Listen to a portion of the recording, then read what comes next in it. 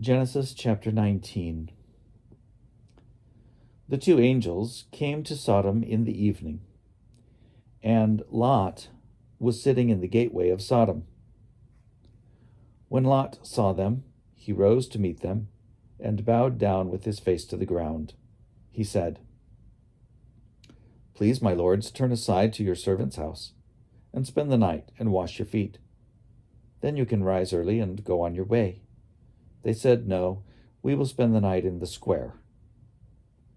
But he urged them strongly, so they turned aside to him and entered his house, and he made them a feast and baked unleavened bread, and they ate.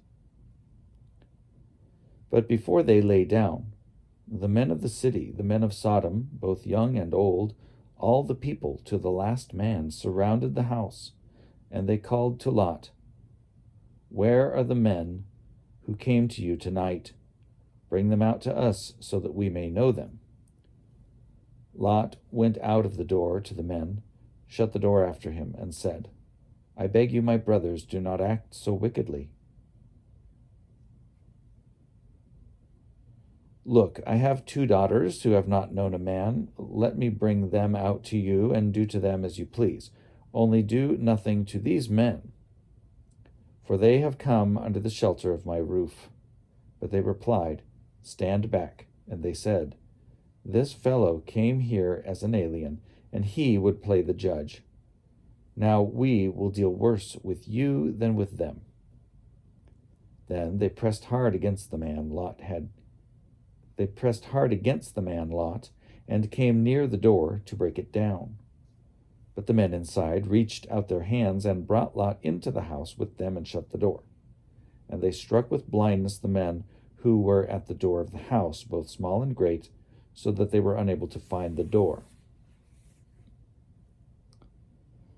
Then the men said to Lot, "Have you anyone else here, sons-in-law, sons, daughters, or anyone you have in the city?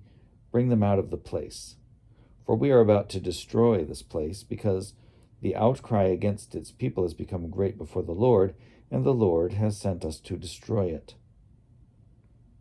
So Lot went out and said to his sons-in-law, who were to marry his daughters, "Up, get out of this place, for the Lord is about to destroy the city." But he seemed to his sons-in-law to be jesting. When morning dawned, the angels urged Lot, saying, "Get up, take your wife and your 2 daughters who are here, or else you will be consumed in the punishment of the city." But he lingered, so the men seized him and his wife and his 2 daughters by the hand, the Lord being merciful to him, and they brought him out and left him outside the city.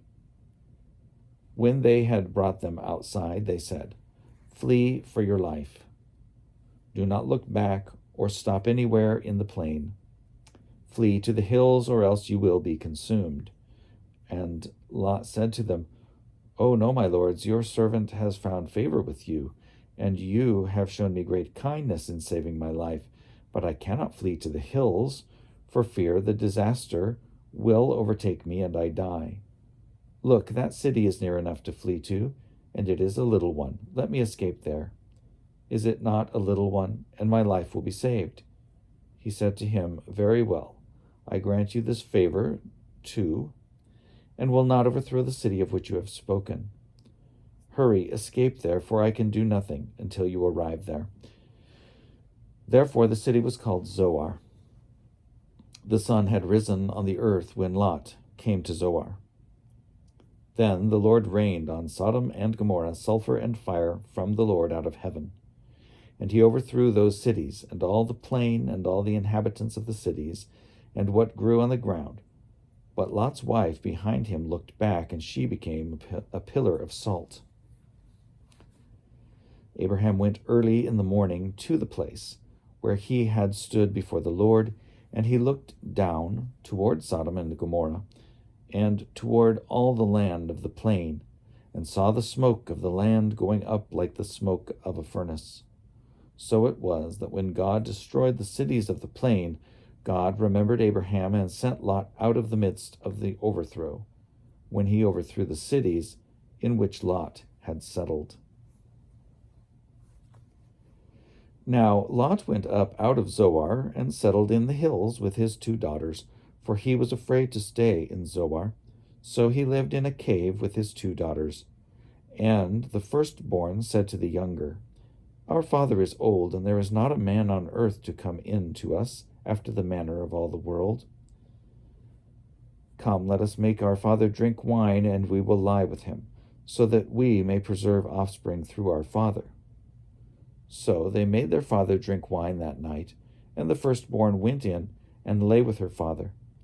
He did not know when she lay down or when she rose. On the next day the firstborn said to the younger, Look, I lay last night with my father. Let us make him drink wine tonight also. Then you go in and lie with him, so that we may preserve offspring through our father. So they made their father drink wine that night also, and the younger rose and lay with him, and he did not know when she lay down or when she rose. Thus both the daughters of Lot became pregnant by their father. The firstborn bore a son, and named him Moab. He is the ancestor of the Moabites to this day. The younger also bore a son, and named him Ben-Ami. He is the ancestor of the Ammonites to this day.